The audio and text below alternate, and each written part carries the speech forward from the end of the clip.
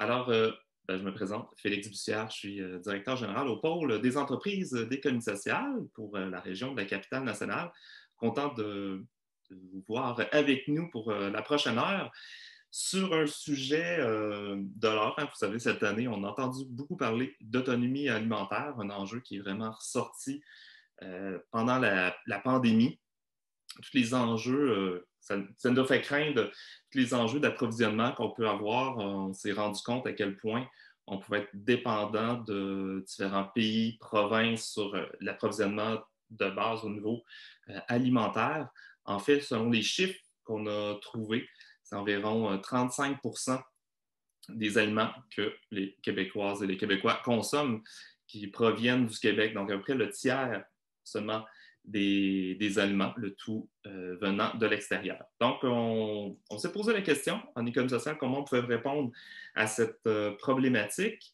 Donc, on est allé à la recherche de différents projets innovants, inspirants, qui proposent des façons différentes de produire, différentes façons de s'approvisionner, toujours pour favoriser cet achat local. L'achat local également, un enjeu qui est ressorti beaucoup pendant la pandémie.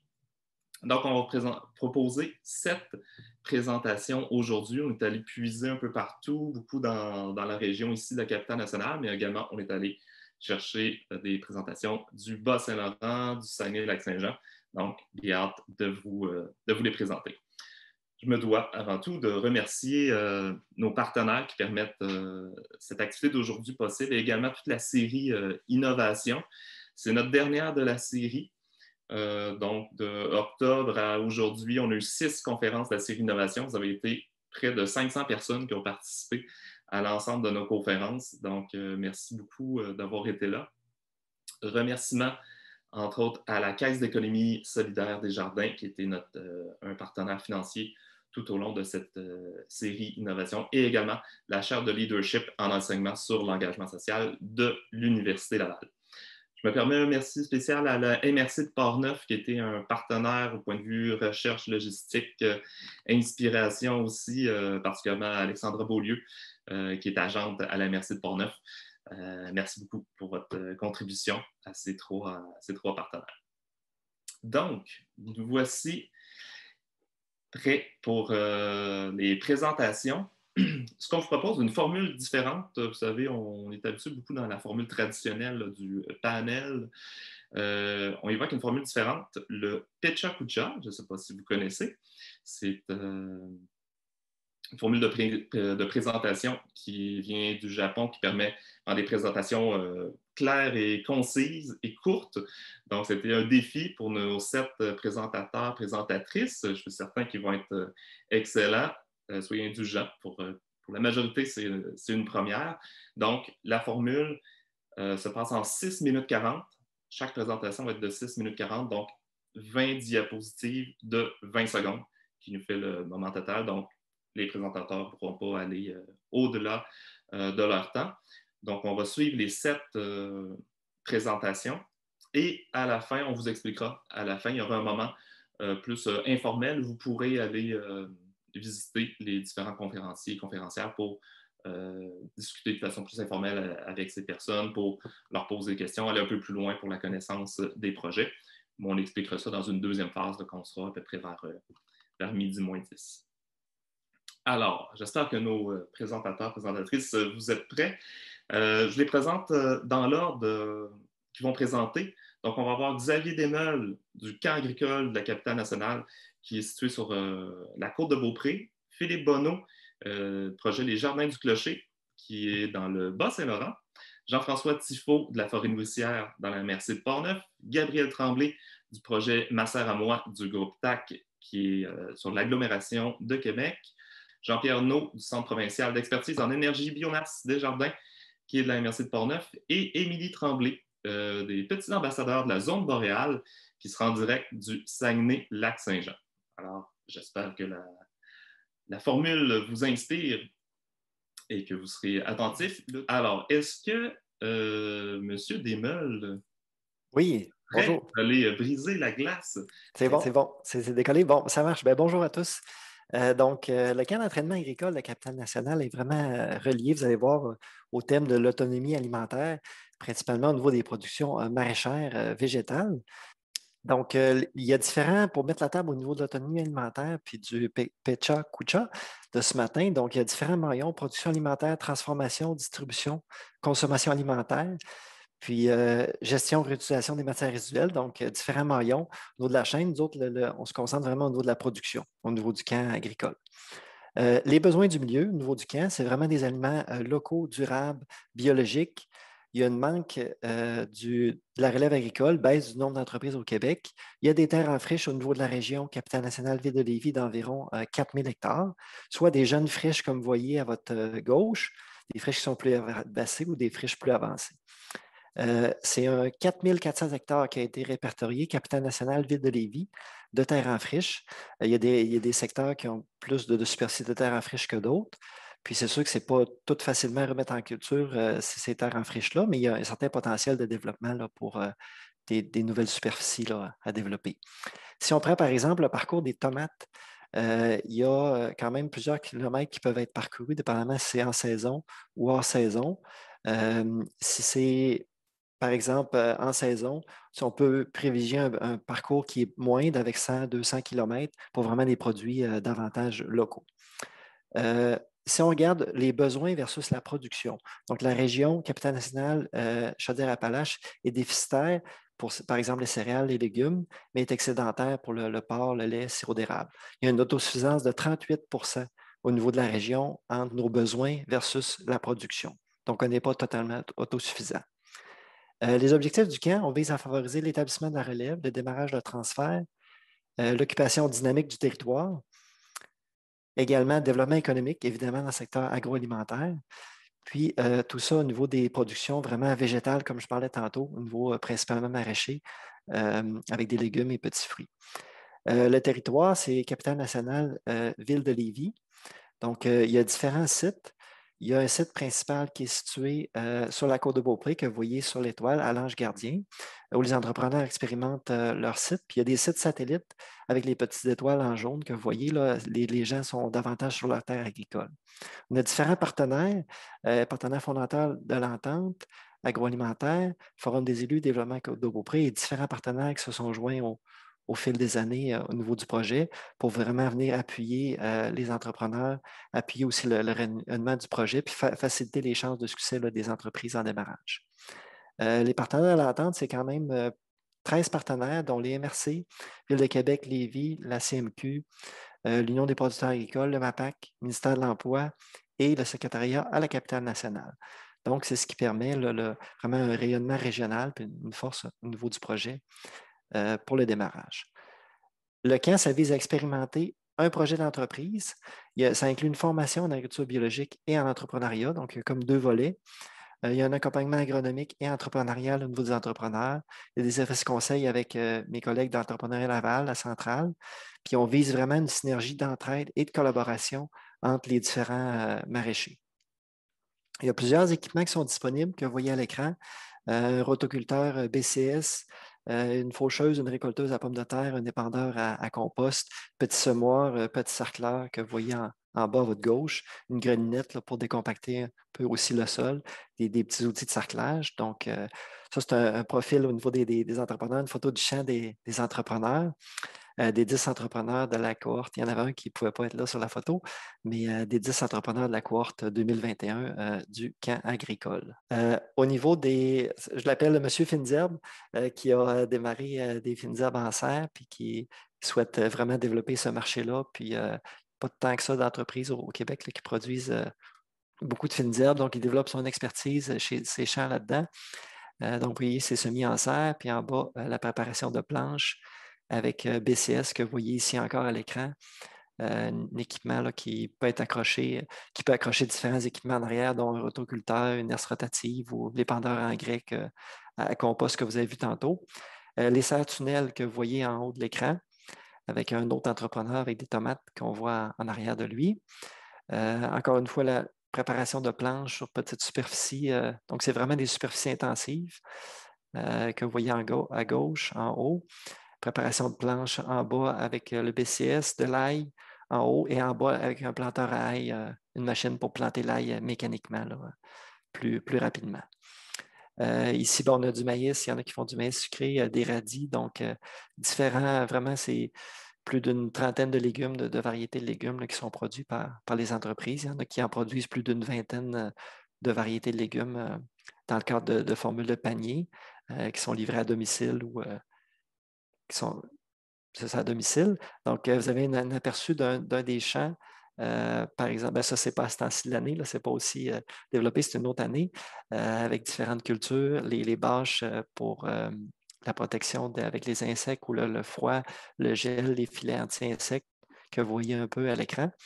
Donc, les principaux défis et enjeux, c'est gestion démarrage d'une entreprise. Donc, ça, c'est quand même un défi majeur en démarrant. Des mauvaises herbes, insectes, maladies. La mise en marché, parce qu'il faut vendre sa salade, comme on dit, vendre ses produits agricoles. Puis, évidemment, de trouver une terre agricole via l'artère, ça peut être un des outils là, pour les entrepreneurs par la suite pour qu'ils puissent trouver une terre agricole. Parce qu'on sait que ben, des fois, de trouver le bon endroit, le bon match avec la ferme qui veut, l'entreprise qui veut vendre ses terres. Donc, ça peut prendre quelques années. Donc, ça, c'est un des défis. Donc, je vous remercie de votre attention en espérant avoir bien réalisé. Bien C'est relevé tout. le défi, Xavier, merci. Avoir C'est brisé bon. la glace, une C'est bon. première avec cette formule, merci. Ben, merci à vous. Je vais devoir quitter pour la suite, mais je vous remercie beaucoup. Bon, bonne journée. Il faut que je retourne au champ. Bye. Merci Bye. beaucoup, Xavier. Alors, Monsieur Bonneau, donc, qui n'est pas la capitale nationale, qui est directement du Bas-Saint-Laurent à Saint-Pacôme, plus précisément. Au Québec, un grand nombre de paroisses ont de la difficulté à maintenir leur église ouverte et accessible à la population. Le nombre décroissant des fidèles, les coûts d'entretien et de chauffage menacent l'avenir de ce patrimoine. C'est le cas de l'église de Saint-Pacôme. La fabrique de Saint-Pacôme et les citoyens ont initié un processus dans le but de réfléchir à l'avenir de l'Église. Une consultation publique a été mise en place pour entendre ce que les citoyens avaient à dire sur le sujet.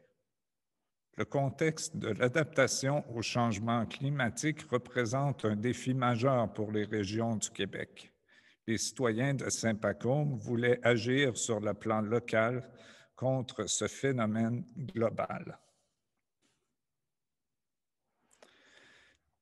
Le panier alimentaire en région éloignée devient de plus en plus dispendieux. La distribution alimentaire y est plus chère à cause de la faible densité de population et les coûts de kilomètre additionnels sont reportés sur les consommateurs. Inno3B est une entreprise de Saint-Pacôme qui offre des solutions technologiques d'agriculture verticale. Inno3B a un réel besoin de faire la démonstration de sa technologie dans un contexte et une échelle réelle.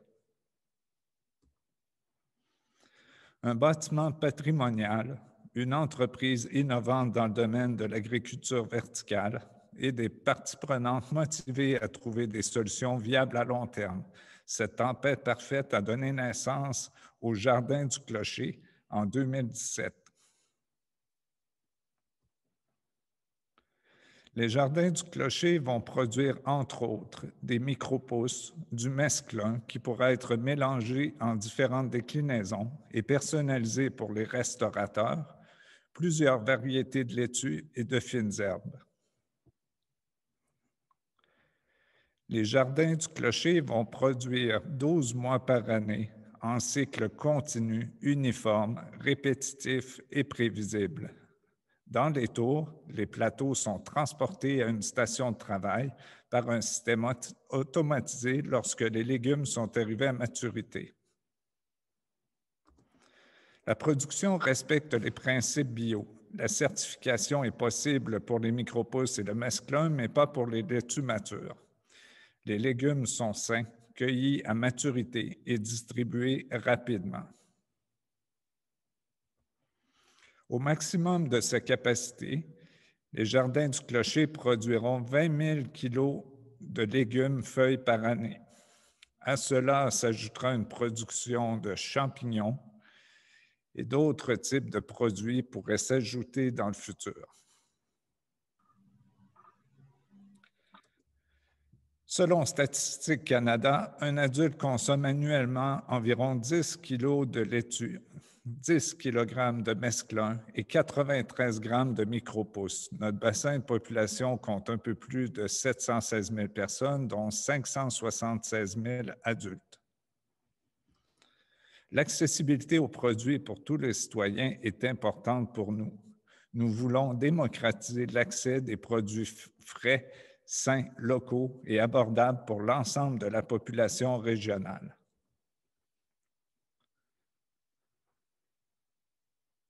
La distribution sera régionale.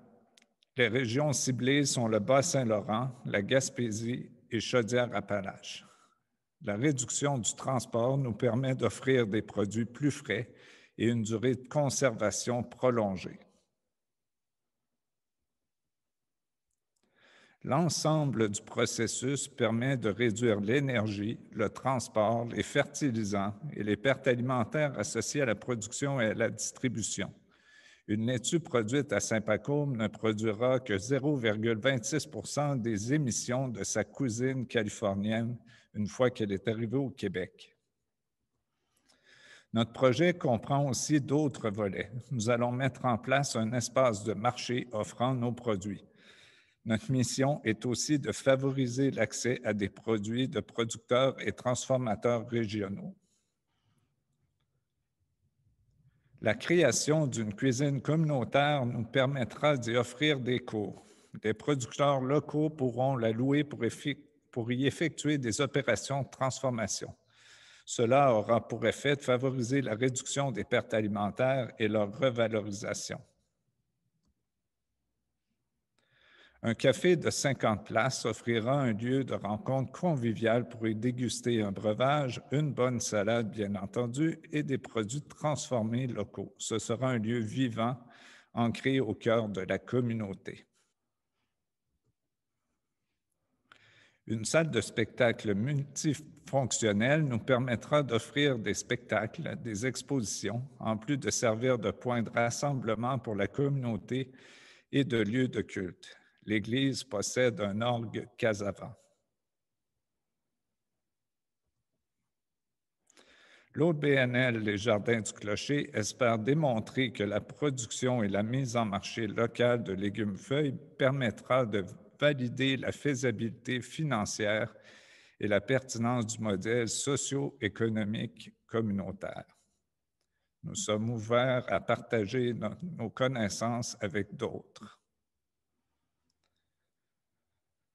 Merci beaucoup, M. Bonneau. Je pense que ça a donné le goût à plusieurs personnes d'aller voir ce qui se passe à Saint-Pacôme, aller voir l'église. En tout cas, moi, ça me donne le goût parce qu'en plus de tout l'aspect d'enjeux de souveraineté alimentaire et environnementaux, en plus, il y a tout l'enjeu du qu'est-ce qu'on fait avec nos églises, la reprise des patrimoines bâtis. C'est vraiment bravo. Alors, on va passer à la présentation de M. Jean-François Tifo, de la forêt nourricière dans la MRC de Portneuf. Alors, bonjour tout le monde. Dans le fond, aujourd'hui, je vous amène à parler de forêt nourricière et de permaculture. Je vous donne ça dans un exemple de la création de la forêt nourricière de Saint-Raymond. La forêt nourricière, dans le fond, c'est un exemple bien de chez nous d'adaptation, dans le fond, en mode fruitier de la permaculture. Tout ça a pris naissance en 2014 avec l'initiative de Valérie Marion, qui est vraiment l'instigatrice de la forêt nourricière à Saint-Raymond. Elle a présenté ce plan, le plan que vous voyez actuellement, là, qui a été remanié depuis, mais que c'était le plan d'origine sur un site que la ville avait désigné, dans le fond, pour ce projet-là. Ça, c'est l'état avec la photo de gauche que vous voyez du site d'origine en 2015 au printemps, qui était totalement en friche, fait que ça rejoint la première présentation qu'on voyait. C'est un site de dépôt de matières secs de tout genre, pierre, béton, asphalte. Fait qu'on a commencé par faire un grand débroussaillage. Et dès l'année 1, 2015, on est arrivé avec l'implantation dans la pointe de Pizza, qui se trouve être le centre de la forêt nourricière, l'implantation des arbres automatiquement. Alors, on a pommiers, poiriers, cerisiers, prunes cerises. Au total, maintenant, on est rendu avec 127 variétés de comestibles différents.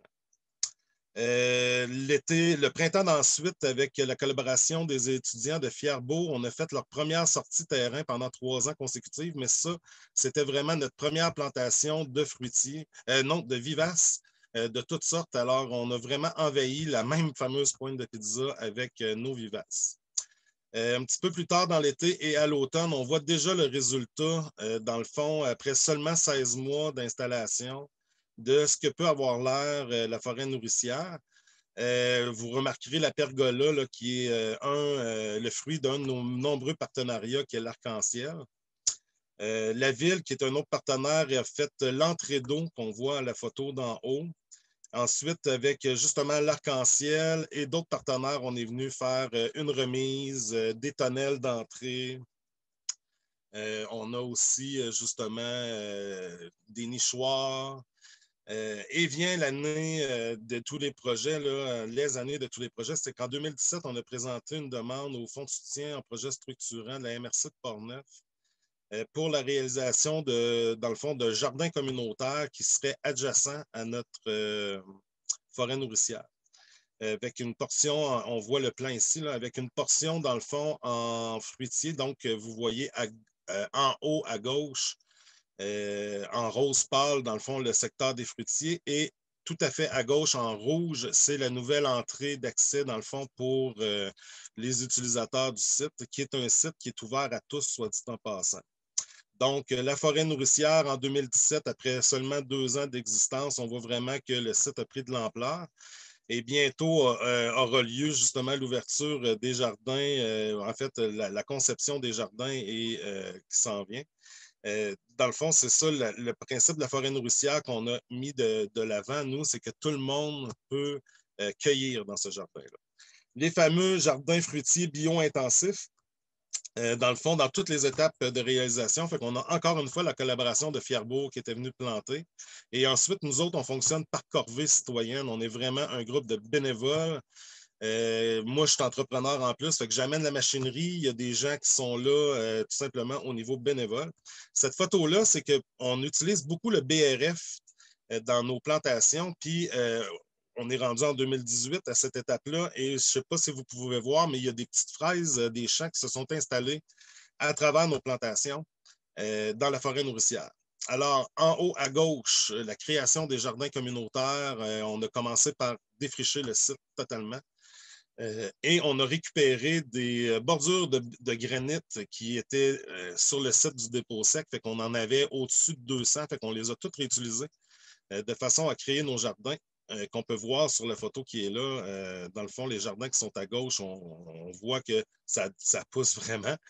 Et l'année 2018, qui est notre plus grosse année, là, vraiment, on revalorise réellement le site. On devient vraiment, à partir de ce moment-là, une référence un peu partout, on parle de nous. Alors, le projet comptait l'entrée ouest et l'affichage qu'on voit un petit peu, là, on a un petit aperçu. On a créé aussi une sculpture verte avec d'autres matériaux qui avaient été abandonnés sur le site. Là. Dans le fond, c'est une sculpture végétale. Les groupes scolaires qui ont commencé, là, on voit mon épouse qui est en train d'arroser les enfants. On a vraiment fait un affichage, on va dire, discret sur le site, mais on ne voulait pas donner de règlement en tant que tel. On est vraiment venu mettre des valeurs et un encadrement, c'est-à-dire de base, on a vraiment mis l'accent aussi sur nos partenaires, la MRC, l'Arc-en-Ciel, etc. L'inauguration officielle qui a eu lieu en septembre, on devait être environ 160 personnes sur le site. Ça a donné que c'était une journée magnifique. Tout était en fleurs et ou en fruits. C'était vraiment une journée parfaite pour ça. Puis j'attire votre attention sur nos abeilles qu'on a depuis le début. 2019 plutôt, on est arrivé avec l'idée de faire une serre bioclimatique. Là, vous voyez ici les principales étapes où ce qu'on en est rendu actuellement. Là, dans le fond, la fondation est faite, la dernière photo en bas à gauche, à droite. C'est ça, la serre qui va se continuer. On marche par corvée pour toutes nos activités. Fait que là, vous voyez à peu près tous les groupes qui ont eu lieu l'été passé. Autant mon équipe que la gang de l'Arc-en-Ciel, que la gang de Cultive ton avenir. Dans le fond, on fonctionne vraiment comme ça. Fait qu'on arrive, on est plusieurs sur le site. photos aériennes du site actuellement et j'attire votre attention sur nos principaux partenaires, la Ville de Saint-Raymond, l'Arc-en-Ciel Portneuf, la MRC et la Caisse des Jardins. Évidemment, des entrepreneurs comme Florescence, comme Yeti, qui est mon entreprise, et des collaborateurs comme Cultive ton avenir, Fierbourg et Geneviève Thibert qui a fait tout notre affichage sur le site. Hey, merci beaucoup, Jean-François. Vraiment inspirant. Le concept d'économie circulaire au travers, la participation citoyenne, c'est vraiment... C'est le but de la serre, justement, bioclimatique, c'est de justement venir boucler la boucle, c'est-à-dire qu'on devient nous-mêmes nos propres producteurs de semis jusqu'à la transformation à la fin aussi de l'automne. Fait que le site va fonctionner 12 mois par année. C'est vraiment ça le but. Merci. Alors, c'est au tour de M. Gabriel Tremblay. Bonjour tout le monde. Je commence en vous présentant Eliane, Anthony et Jade, qui étaient sans travail il y a 2 ans. Ce sont 3 personnes handicapées qui ont du mal à garder leur emploi. Ils vivaient la solitude, l'échec, le rejet. Aujourd'hui, ce qu'ils vivent, c'est l'intégration, la fierté, le respect, la dignité que procure le travail. Groupe TAC a changé leur vie.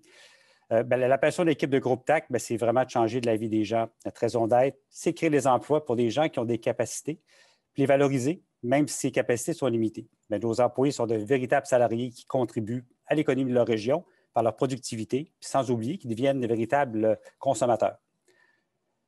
Dans la capitale nationale, imaginez, il y a encore 8 400 personnes handicapées sur l'aide sociale. Puis en parallèle, avec la rentrée de la main-d'œuvre, vraiment, c'est concret. Le terreau est donc fertile pour provoquer vraiment beaucoup d'autres miracles. Les entreprises adaptées comme Groupe TAC font justement le lien entre ces 2 enjeux en permettant à des gens différents de travailler dans un environnement adapté. Groupe TAC, c'est un leader parmi les entreprises adaptées du Québec. On a vraiment de beaux partenariats. Je pense entre autres à Biscuits Leclerc, Atrium Innovation, Desjardins, Oxio, puis des dizaines d'autres. On compte 450 salariés, dont 300 sont des travailleurs avec des limitations fonctionnelles. Puis le tiers de notre équipe travaille à Amkoui. L'équipe de Groupe TAC va toujours faire de son mieux pour répondre aux besoins de ses partenaires qui lui confient des travaux de sous-traitance. Mais tôt ou tard, l'intelligence artificielle, la robotisation et la mécanisation, ça va être des réalités qui vont bouleverser notre modèle de sous-traitant. Sans négliger nos partenaires actuels, on souhaite développer des produits qui vont nous appartenir pour être moins vulnérables dans le futur. Dans cette optique, Groupe TAC construira une serre de 1,2 hectares à Saint-Augustin-de-Desmaures. Le projet Ma serre à moi va créer 40 nouveaux emplois, dont 25 pour les personnes handicapées. La serre va produire une variété de fruits et légumes dans l'une des 6 zones au climat contrôlé. Ces produits seront offerts sous forme de panier exclusivement à nos membres. Notre projet a été inspiré par la visite de serres qui sont opérées par les entreprises adaptées en France. On a constaté que la production en serre et la préparation de paniers, c'est vraiment un secteur d'activité parfait pour des personnes en situation de handicap. Les travailleurs que nous, on a rencontrés étaient tous vraiment fiers de leur rapport. Puis en plus, la préparation de paniers, ça requiert beaucoup de main-d'œuvre, ce qui est notre force. Notre projet répond à 4 orientations gouvernementales: développer la production en serre pour accroître notre autonomie alimentaire, favoriser l'achat par les institutions gouvernementales qui créent davantage d'emplois pour les personnes handicapées et favoriser le développement des entreprises d'économie sociale. En plus, les consommateurs veulent une valeur ajoutée à leur achat. C'est ce que nous allons leur offrir. La région de la capitale nationale s'étend à l'ouest jusqu'à la MRC de Portneuf. Nous offrirons une place de choix aux jeunes personnes handicapées de l'ouest de la région avec un objectif que plusieurs d'entre elles intègrent le marché régulier de l'emploi après avoir contribué à notre projet. Groupe TAC s'assurera de mettre en place un réseau de transport pour ces jeunes afin de leur permettre de se rendre à la serre. Une des réalités du moment, c'est que de plus en plus de personnes ont du mal à suivre le rythme effréné de notre société actuelle et développent des problèmes de santé mentale. Imaginez un environnement éclairé, chaleureux, plein d'arômes, qui respecte leurs capacités. C'est vraiment l'environnement de travail que nous allons offrir à nos travailleurs avec le projet de Ma serre à moi. Tout au long de l'année, nos membres seront invités à commander leur panier à chaque semaine et pourront ajouter des produits offerts par d'autres producteurs locaux. En fonction de vos saisons, des saisons, différents produits seront disponibles. Mais dès septembre 2021, Groupe TAC signera des ententes avec ses partenaires qui souhaiteront distribuer leurs produits grâce à nous. Nos premiers paniers seront livrés en octobre 2022. Le projet Ma serre à moi, c'est quand même un projet de 7,6 millions. C'est un projet créateur d'emplois que nous souhaitons voir financé par la collectivité. Les travaux de construction de la serre doivent débuter en avril 2022. Au cours des prochains mois, une importante campagne de financement sera lancée pour se terminer en août prochain. Elle est divisée en 3 volets. Au départ, il y a plusieurs programmes de subvention qui existent pour soutenir notre projet. La Ville de Québec accepte d'investir dans des projets structurants et différents ministères ont des programmes pour soutenir soit le développement des entreprises d'économie sociale, la construction des serres, des investissements qui accroissent l'efficacité énergétique et finalement qui provoquent la création d'emplois, soit pour les jeunes ou les personnes handicapées. Les entreprises de la capitale nationale sont invitées à devenir bâtisseurs de notre projet Massaramois en contribuant financièrement à sa construction. Les employés de ces entreprises deviendront automatiquement membres de Massaramois. Ils pourront commander leur panier de produits frais chaque semaine. Ce panier pourra même leur être livré à leur milieu de travail. Tous les citoyens de la Grande Région de Québec pourront aussi devenir membres de Massaramois. Il leur suffira d'acheter symboliquement 1 mètre carré de notre serre, leur serre, dans une campagne qui va être supportée par la Ruche de Québec. En plus de recevoir un reçu de charité, le donateur deviendra aussi membre et fera partie à tout jamais des bâtisseurs de notre projet. Il pourra donc lui aussi commander ses paniers. Chaque semaine, il va être invité donc à accéder à notre plateforme transactionnelle pour consulter tous les produits disponibles selon la saison et connaître les spéciaux du moment. Nos membres auront la liberté d'ajouter d'autres produits au panier, proposer ou de sauter une semaine simplement. Les paniers seront préparés par nos travailleurs puis livrés directement au point de cueillette ou à la serre. Massaramois, c'est le premier projet d'importance dans la culture maraîchère au sein des entreprises adaptées. En plus des 40 emplois qui sont directement créés, ce projet a le potentiel de créer des emplois dans l'une des 36 autres entreprises adaptées au Québec. Des champignons pourraient être produits à Amkoui, des fraises à Montmagny, pour donner des exemples. Massaramois, c'est aussi un réseau de distribution. Dans un avenir rapproché, notre modèle a aussi le potentiel d'être dupliqué dans d'autres régions au Québec qui comptent encore 120 000 personnes handicapées sur l'aide sociale. L'équipe de Groupe TAC fera de ce projet un succès et transmettra son expertise à d'autres entreprises adaptées pour multiplier les projets et retombées. C'est un projet qui a le potentiel de changer la vie de centaines d'autres personnes et leurs familles. Après plusieurs mois avec nous, Eliane affirme aujourd'hui, c'est la première fois que j'ai autant de plaisir dans un travail. Ici, on est écouté. Il y a beaucoup de personnes ressources qu'on peut aller voir si on a des problèmes. C'est ça les petits miracles de Groupe TAC. Nous accueillons des gens qui sont différents, mais comme le dit la Fondation Véro et Louis, différents comme toi, comme nous. Mais pour réaliser d'autres miracles, il faut maintenant se concentrer à faire de ce projet un succès. Si vous souhaitez y contribuer par votre expertise pour joindre notre réseau de partenaires ou pour y offrir du financement, ou vous êtes une personne handicapée puis le projet vous intéresse, contactez-nous. Le moyen le plus simple est de vous rendre sur le site de Groupe TAC et de cliquer sur l'onglet « Contactez-nous ». À bientôt. Merci beaucoup, Gabriel. Impressionnant, ampleur du projet. Et on suit évidemment la campagne qui arrivera sur la ruche pour nous faire parvenir. On va contribuer pour faire partager le tout. Et également, on a vu aujourd'hui, il y a des gens d'un peu partout au Québec, pas seulement la capitale nationale, donc c'est intéressant d'inspirer d'autres régions. Merci beaucoup. Alors, si vous êtes prêt, M. No, la technique, tout est là. À vous la parole. C'est bon. Moi, ce qu'on est en train de réaliser, nous sommes en mode de solution pour favoriser et étendre l'accès à des légumes de proximité partout au Québec en période froide. On cherche des solutions. Donc, on y revient. L'autonomie alimentaire, la pandémie a mis en évidence notre dépendance aux aliments apportés en saison froide. La solution, c'est l'augmentation de la production en serre. En fait, c'est peut-être la solution, une des solutions. L'autonomie alimentaire, c'est directement lié à une source d'énergie de proximité. Le défi, l'accès à un grand volume d'énergie abordable partout au Québec. L'énergie, c'est un des principaux postes de dépenses pour la production en serre sur un territoire nordique. Là, ce qu'on voit, c'est le portrait du réseau de gaz naturel parce que souvent, les serres ont besoin de beaucoup d'énergie. Donc, l'accès au gaz naturel, c'est quand même assez limité, surtout en milieu rural.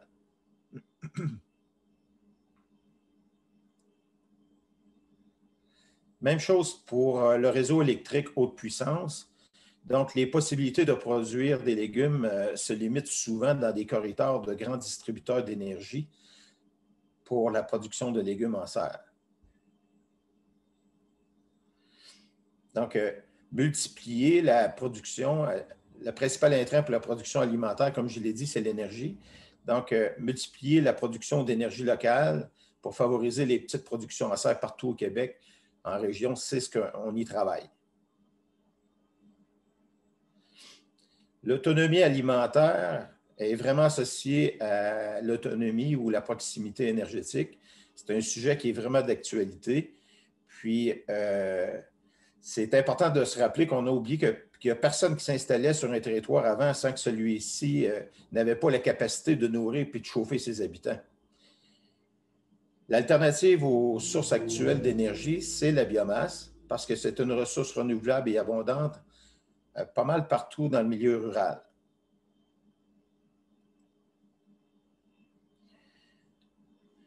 Il y a beaucoup de sources de puits d'énergie biomasse, donc des arbres sans valeur commerciale, du bois qui est trop petit, l'élagage, bois de construction, dépôts dans les écocentres. Donc, les sources de combustible sont multiples, mais souvent, on n'y voit plus et ne sont pas valorisés. Donc, nous, ce qu'on prêche, c'est transformer notre énergie, transformer en énergie tout ce qui est rejeté puis créer de l'économie circulaire. Donc, transformons les régions en transformant et en produisant en région. C'est intéressant tout ça, la production en énergie biomasse, mais ce qui n'est pas évident, c'est qu'on commence par quoi? Puis ce n'est pas évident de trouver l'information. Il y a quand même beaucoup de documentation, mais la filière biomasse-énergie, c'est jeune quand même beaucoup au Québec. Là.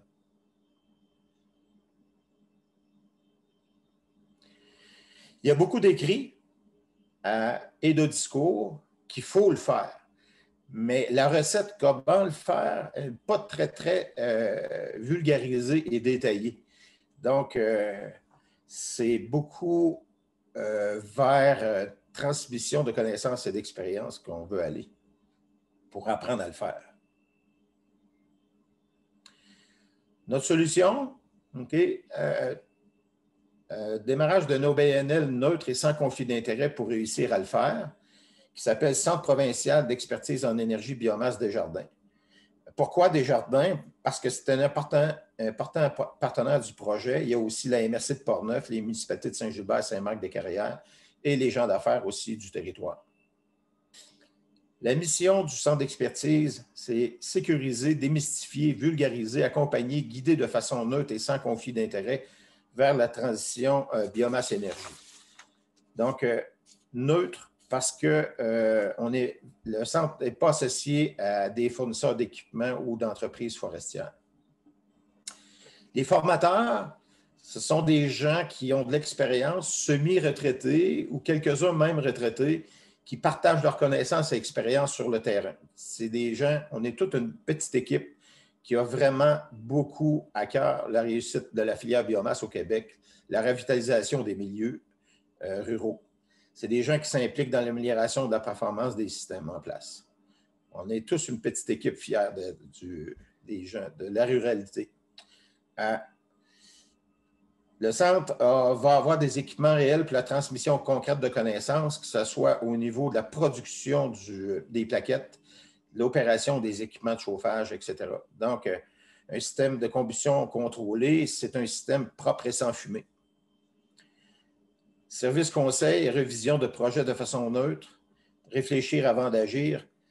Il y a beaucoup de possibilités. Un exemple, l'installation d'un système à la biomasse pour la chaleur d'une serre pourrait facilement chauffer les bâtiments institutionnels du village, même s'ils sont à plusieurs centaines de mètres. Donc, c'est important de réfléchir avant d'agir. Les formations, donc, c'est l'utilisation d'équipements de production pour faire de la chip de qualité, du copeaux ou de la plaquette de qualité, l'opération et calibration de chaudières à la biomasse. Puis, on a quand même beaucoup d'expérience à partager. Il faut multiplier les réussites partout en région. Je veux en savoir plus encore. Donc, l'énergie biomasse, première étape, réfléchir avant d'agir. C'est un petit atelier qui est gratuit en vidéoconférence. Sont offertes entre 6 heures le matin et 20 heures le soir. Donc, on ne peut pas la manquer, c'est impossible. C'est facile de s'inscrire. Tous les détails sont sur portneufouest.com, onglet biomasse. Vous me contactez, il y a le courriel. On ne peut pas savoir. Pour finaliser, notre avenir, ce n'est pas ce qui va arriver, c'est plutôt ce que nous allons faire. Puis j'ajouterais qu'il n'y a pas de territoire sans avenir, il y a juste des territoires qui sont sans projet. Merci beaucoup.